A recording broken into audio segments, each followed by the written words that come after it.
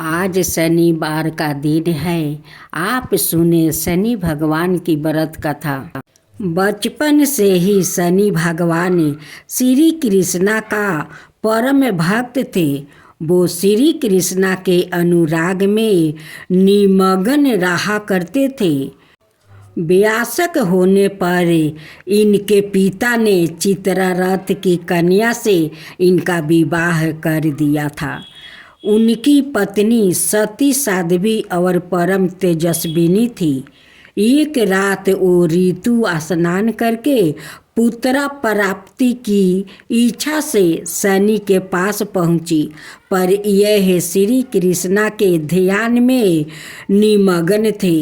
इन्हें ब्रह्म संसार की सुधि ही नहीं थी।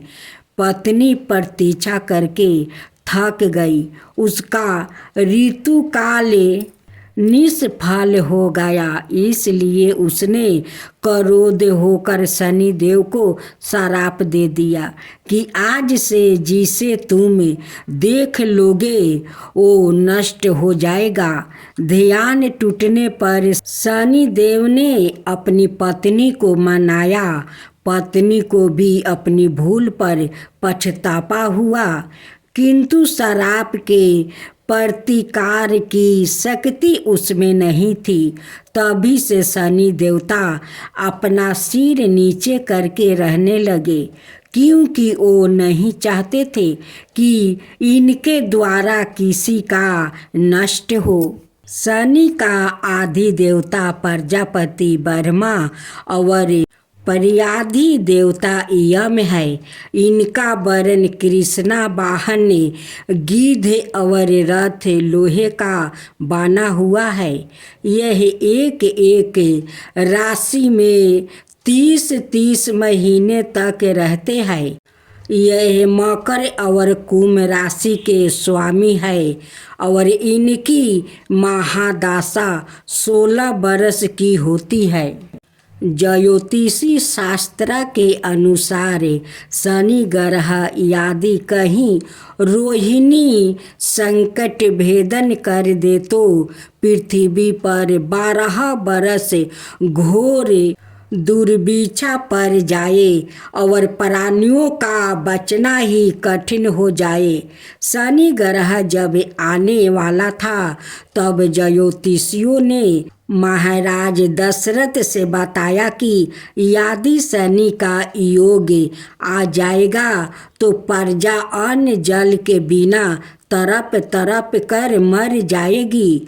प्रजा को इस कष्ट से बचने के लिए महाराज दशरथ अपने रथ पर सवार होकर नक्षत्र मंडल में पहुँचे। पहले तो महाराज दशरथ ने शनि देवता को नीति की भांति प्रणाम किया और बाद में क्षत्रिय धर्म के अनुसार उनसे युद्ध करते हुए उन पर संहार का साधना किया। शनि देवता महाराज की कर्तव्य निष्ठा से परम प्रसन्न हुए और उनसे वर मांगने के लिए कहा। महाराज दशरथ ने वर मांगा कि जब तक सूर्य नक्षत्र आदि विद्यमान है तब तक आप संकट भेदन ना करें। शनि देव ने उन्हें वर देकर संतोष कर दिया। सूर्य देव के कहने पर भगवान शिव ने शनि को बहुत समझाया, मगर वो नहीं माने। उनकी मनमानी पर भगवान शिव ने शनि को दंडित करने का निश्चय किया और दोनों में घनघोर युद्ध हुआ। भगवान शिव के प्रहार से शनि देव अचेत हो गया। तब सूर्य का पुत्र मोह जागा और उन्होंने शिव से पुत्र के जीवन की प्रार्थना की। तत्पश्चात शिव ने शनि दंडकारी बना दिया। शनि न्यायाधीश की भांति जीवों को दंड देकर भगवान शिव का सहयोग करने लगे। एक बार पिप्पलद मुनि की बाल्यावस्था में ही उनके पिता को देहवास हो गया। बड़े होने पर उनको गाता हुआ कि उनकी पिता की मृत्यु का कारण शनि है, तो उन्होंने शनि पर ब्रह्मदंड का साधना किया।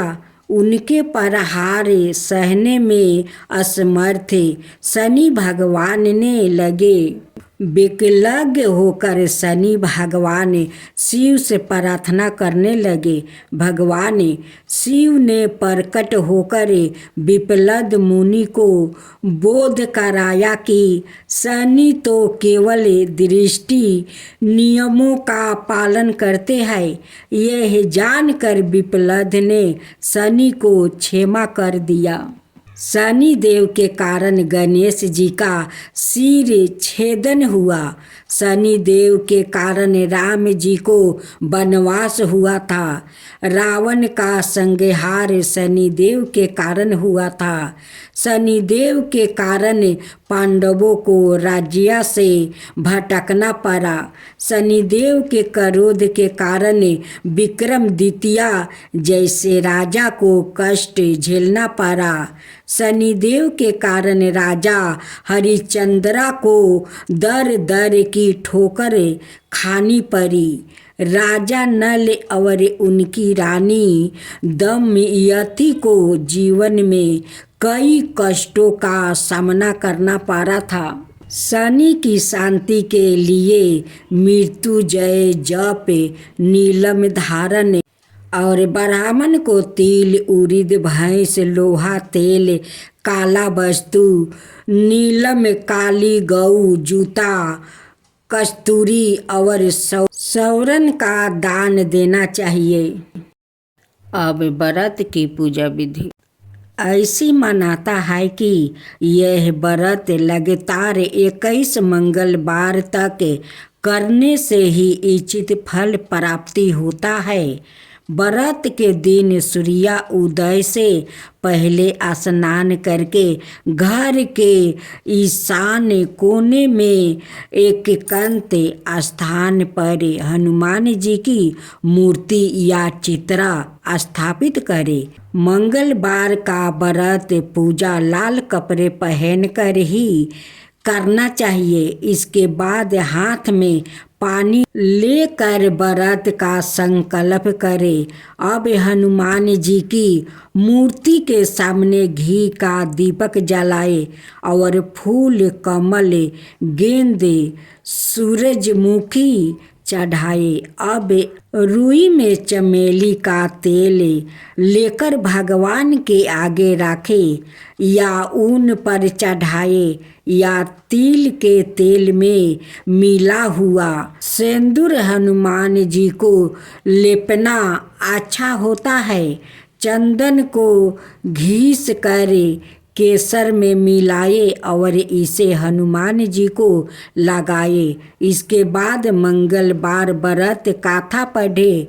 इसके बाद हनुमान जी चालीसा और सुंदर कांत का भी पाठ करें। अंत में आरती करें। हनुमान जी की पूजा का नियम है। हनुमान साधना में तन के साथ मन की शुद्धता, पवित्र होना भी बहुत अनिवार्य है। हनुमान जी की साधना करने के दौरान ब्रह्मचर्य का पूर्ण पालन करना बहुत आवश्यक होता है। हनुमान जी की पूजा पूर्ण आस्था, श्रद्धा और सेवा भाव के साथ करनी चाहिए। हनुमान जी को अर्पित किया जाने वाला प्रसाद शुद्ध घी का बना होना चाहिए। पुरुषों के लिए मंगलवार को हनुमान जी का व्रत करना बहुत फलदायी होता है। हनुमान जी से जोड़ी मंगलवार व्रत कथा चालीसा, आरती आदि का पाठ करके इस उपवास को पूरा श्रद्धा के साथ करे। जो प्रसाद हनुमान जी को अर्पित करे उसे साधक को भी ग्रहण करना चाहिए। हनुमान जी को तिल या चमेली के तेल में मिले हुए सिंदूर का लेप करना चाहिए। हनुमान जी का तिलक करने के लिए केसर के साथ लाल चंदन घिस कर लगाना चाहिए। किस रंग के कपड़े पहने? मंगलवार को लाल अथवा भगवा रंग, केसरिया, रंगीनी पीला रंग पहनने से भीतरी उत्साह और कार्य क्षमता में बढ़ोतरी होती है। ऐसा करने से विरोधियों से लड़ने की शक्ति मिलती है। लाल रंग पहनने से ब्लड प्रेशर भी नियंत्रित रहते हैं। साथ ही साथ लाल रंग सौभाग्य की भी निशानी है। आज आप सुने माँ वैभव लक्ष्मी की व्रत कथा। शुक्रवार का दिन माँ वैभव लक्ष्मी को समर्पित होता है। इस दिन माँ लक्ष्मी की पूजा अर्चना और व्रत किया जाता है। माना जाता है कि शुक्रवार के दिन विधि विधान से पूजा करने से माँ लक्ष्मी का आशीर्वाद प्राप्ति होता है और उनका साथ हमेशा बना रहता है। माँ वैभव लक्ष्मी का व्रत वैसे तो कोई भी रख सकता है, मगर जो लोग काफ़ी समय से आर्थिक संकटों का सामना कर रहे हैं और उनकी परेशानी दूर नहीं हो रही है या फिर उन्हें सही रास्ता नजर नहीं आ रहा है, उन लोगों को हर शुक्रवार या व्रत पूरी श्रद्धा के साथ करना चाहिए। घर में दरिद्रता, कलेश, धन संकट, व्यापार में बरकत ना होने जैसी विपत्तियों से छुटकारा पाने के लिए हर शुक्रवार माँ वैभव लक्ष्मी का व्रत और पूजा करने का विधान है।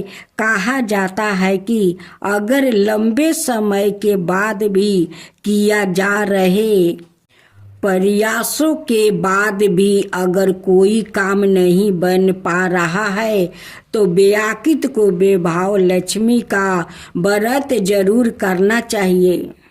इस व्रत को पुरुष और स्त्री दोनों ही कर सकते हैं। सुहागिन स्त्रियों के लिए यह व्रत ज़्यादा शुभकारी माना जाता है। व्रत का संकल्प लेने के दौरान मन में अपनी मनोकामनाओं अवश्य कहनी चाहिए। भक्त को अपनी श्रद्धा और सामर्थ्य अनुसार 9, 11 या 21 शुक्रवार तक माँ वैभव लक्ष्मी का व्रत जरूर करना चाहिए। शुक्रवार के दिन महिलाओं को ब्रह्म मुहूर्त में उठ जाना चाहिए। सभी नित्य कर्मों से निवृत्त होकर स्नादि कर ले। इसके बाद साफ वस्तु धारण करे और मंदिर की साफ सफाई कर ले। माँ लक्ष्मी का ध्यान करे और व्रत का संकल्प ले। पूरे दिन फलाहार कर आप व्रत कर सकते हैं। पूरे दिन उपवास के बाद शाम के समय फिर से स्नान करें। शाम के पूजा करने के लिए पूरब दिशा की तरफ मुंह करके बैठ जाइए। इसका बाद चौकी पर लाल कपड़ा बिछाए और उस पर वैभव लक्ष्मी की तस्वीर या मूर्ति स्थापित करें। मूर्ति के पीछे या बगल में श्रृंगार राखे। मूर्ति या तस्वीर के सामने एक मिट्टी भर कर चावल का ढेर रख दे। इस पर पानी से भरा हुआ लंबे का कलश रख दे। कलश के ऊपर एक छोटी कटोरी रखे। इसमें सोने या चांदी का कोई आभूषण रख दे। वैभव लक्ष्मी के समक्ष लाल चंदन, गंध लाल वस्तु, लाल फूल अवश्य रखे। प्रसाद में गाय के दूध से निमृत चावल की खीर बनाए। अगर आप खीर नहीं बना पाए हैं तो सफेद मिठाई का भोग भी लगा दे। पूजा के बाद लक्ष्मी स्तवन का पाठ, चालीसा और आरती करे। साथ ही माँ के नियम मंत्र का जप भी करे। तो भक्तों जनों, आज आप सुने विष्णु जी ने शिव से किया वादा। एक बार विष्णु भगवान ने शिव से वादा किया कि वो शिव को 108 कमल अर्पित करेंगे। वो कमल का फूलों की तलाश में निकल गए और पूरी दुनिया में खोजने के बाद भी उन्हें सिर्फ 107 कमल फूल मिला। एक फूल कम था। उन्होंने आकर सब कुछ शिव के सामने रख दिया। शिव ने अपनी आंखें तो नहीं खोली, वो सिर्फ मुस्कुराए क्योंकि एक कमल का फूल कम था। फिर विष्णु भगवान ने कहा, मुझे कमल नयन कहा जाता है, जिसका अर्थ है कमल के फूलों की तरह आँखों वाला भगवान। मेरी आँखें किसी कमल की तरह है, सुंदर है, तो मैं अपनी एक आंखें अर्पित करता हूँ। और उन्होंने तुरंत अपनी दाहिनी आंख निकाल कर शिवलिंग पर रख दिया। इस तरह की भेंट से प्रसन्न होकर शिव ने विष्णु को प्रसिद्ध सुदर्शन चक्र दिया। जय हो गंगा मैया की जय हो। एक गरीब ब्राह्मण था। ब्राह्मण देव बहुत गरीब था। वो भिक्षा मांगकर अपना परिवार को पोषण पालन करता था। ब्राह्मण देव बहुत दूर दूर भिक्षा मांगने चले जाते कि दूर नहीं जाऊंगा तो मुझे ज्यादा तो दक्षिणा नहीं मिलेगा, दूर दूर जाऊंगा तभी तो मुझे बहुत सारा दक्षिणा मिलेगा, तो हमारा परिवार को पोषण पालन अच्छा से हो जाएगा। ब्राह्मण देव अपना परिवार को कभी दुख तकलीफ नहीं देते, अपना परिवार को हमेशा खुशी खुशी रखते। एक दिन ब्राह्मण देव भिक्षा मांगकर घरे आते हैं और अपना ब्राह्मणी से कहते हैं कि सुनते हो जी, देखो काल सब लोग बैसाखी स्नान करने जाते हैं, हम लोग भी चलेंगे। ब्राह्मणी कहती है कि आपका खुशी के लिए मैं कहीं भी चलने के लिए तैयार हूँ, चलिए हम लोग भी बैसाखी स्नान करेंगे। ब्राह्मण देव अपना परिवार को लेकर बैसाखी स्नान करने चल देते हैं। रास्ते में माँ गंगा एक बुढ़िया का रूप धारण कर लेती है। उनकी सारा शरीर का चमड़ा झूला हुआ था और रास्ते में एक लाठी लेकर बैठ गई। जितने लोग जाते वो सभी से कहती कि बेटा मुझे थोड़ा पानी पिला दे, बेटी थोड़ा पानी पिला दे, लेकिन कोई उन्हें पानी नहीं पिलाया। ब्राह्मण देव अपना परिवार को लेकर उसी रास्ते से जा रहे थे।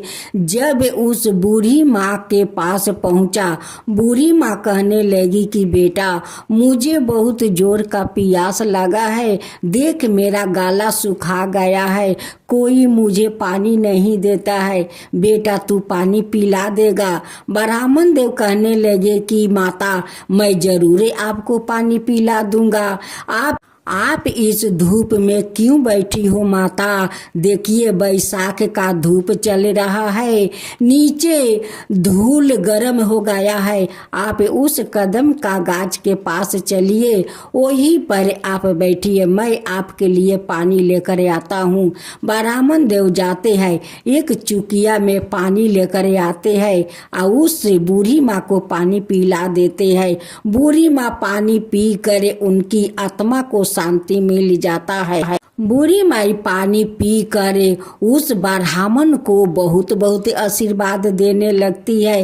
कहती है कि बेटा, जैसे तू मुझे पानी पिलाकर मुझे जुड़वाया है, वैसे ही तेरा परिवार जुड़ाएगा, सुखी रहेगा, उसका कभी दुख तकलीफ नहीं होगा बेटा। ब्राह्मण देव कहते हैं कि माता, मेरे पास तो खाने के लिए कुछ नहीं है, मैं तो भिक्षा मांग कर अपना परिवार को पोषण पालन करती हूँ। मैं गंगा स्नान करने जाती हूँ, जब बैसाखी स्नान करके वहाँ से लौटूंगी तो आप यही कदम के गाछ के पास बैठे रहिए, कहीं मत जाइए। जो मिलेगा मेला में वही आपके लिए मैं ले आऊँगा, आप यहाँ पर बैठकर खाइए माता, कहीं मत जाइए। कहती है कि ठीक है बेटा, तू जा, मैं यहीं पर बैठी रहूँगी। वो तो कोई बूढ़ी माँ तो थी नहीं, वो तो साक्षात माँ गंगा थी।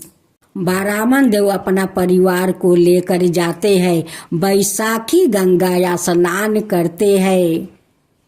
अपना पत्नी से कहते हैं कि देखो, मैं यही घाट पर एक गमछा बिछा देती हूँ, आते जाते लोग तो कुछ ना कुछ तो दान दे ही देंगे, कुछ पैसा, कुछ चिवड़ा, कुछ मूढ़ी तो दे ही देंगे, वही हम लोग खाकर तब चलेंगे और उसी में से कुछ बचाकर उस बूढ़ी माई के लिए ले चलेंगे।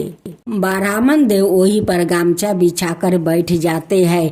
आते जाते लोग कोई चिवड़ा देता है, कोई बतासा देता है, कोई पैसा देता है। ऐसे उनके गमछा पर देते देते कुछ तो अन्न इकट्ठा हो गया। वहाँ पर सब परिवार मिलकर खाए और बूढ़ी माँ के लिए बचा कर ले आए।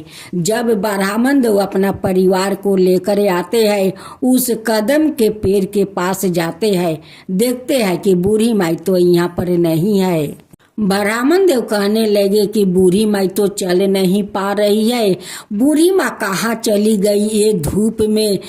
बूढ़ी माँ तो भूखे प्यासे होगी, ना जाने बूढ़ी माँ कहाँ चली गई। उन्हें तो मैं बोल कर गया था कि माता, आप यहीं पर बैठे रहिए, कहीं मत जाइए, फिर भी बूढ़ी माता कहाँ न कहाँ चली गई। जब ब्राह्मण देव अपना घर पहुँचते हैं, देखते हैं कि बूढ़ी माई तो उनकी दरवाजे पर बैठी हुई है। अब ब्राह्मण देव देख कर बहुत आश्चर्य में पड़ गए कि ये बूढ़ी माई तो चल नहीं पा रही है, हम लोग के घर कैसे आ गई, हम लोग के घर का पता ये कैसे जानती है। ब्राह्मण देव उस बूढ़ी माई से पूछते हैं कि माँ, आप तो चल नहीं पा रही है, आप कैसे यहाँ पर आ गई, आपको पता कैसे चला कि ये मेरा घर है? तब बेस रूपी माँ गंगा कहती है कि बेटा, ये के गोरू गाड़ी वाला था, वो अपना गाड़ी पर मुझे उठा लिया और बोला कि माता, जहाँ जाना है वहाँ पर बोलिए, मैं ले चलता हूँ। वो ले आया, आए ही पर मुझे उतार दिया। मुझे तो पता नहीं है बेटा कि ये तेरा घर है, बस गाड़ी वाला लाया और यहीं पर उतार दिया, बोला कि ये ब्राह्मण का घर है। लेकिन माँ गंगा को तो सब कुछ पता है, उनकी दुख तकलीफ भी पता है, उनकी घर दुआर भी पता है। माँ से भला कुछ छुपता है? माँ तो सब देखती है, सब जानती है। ब्राह्मण देव कहने लगे कि माता, आपको तो बहुत भूख लगी होगी, लीजिए चिवड़ा और बतासा खा लीजिए, और खा कर यही चौकी पर आप सो जाइए, आराम कीजिए। जब रात को ब्राह्मण परिवार सो गया तो माँ गंगा भला कैसे सोती। वो उठ कर अपना चरण उनकी दरवाजे पर छोड़ देती है। एक मोहर भरा कलश उनकी दरवाजा पर रख कर माँ गंगा तो अंतर्ध्यान हो जाती है। जब सुबह हुआ तो ब्राह्मण ब्राह्मणी का आंख खुला। वो आकर माता को देखने लगे। देखते हैं कि चौकी पर तो माता है नहीं, यहाँ पर तो 2 चरण पलुका है, मोहर भरे कलश है। अब तो ब्राह्मणी कहती है कि स्वामी वो कोई बूढ़ी माई नहीं थी, वो तो माँ गंगा थी, साक्षात माँ गंगा थी। आप जो माँ को वहाँ पर पानी पियाया था उसकी कर्ज माँ चुकाया है। घर में जो बतासा चिवड़ा खिलाए थे उनकी कर्ज माँ चुका कर चली गई। ब्राह्मणी कहती है कि स्वामी हम लोग का भाग्य कितना अच्छा है कि माँ बैसाखी गंगा हम लोग का दर्शन दिया, आपको हाथ से पानी पिया, आपका हाथ का चिवड़ा बतासा खाया। कितना हम लोग तकदीर वाले हैं कि माँ गंगा दर्शन भी दिया और आपका हाथ का भी भोजन भी किया।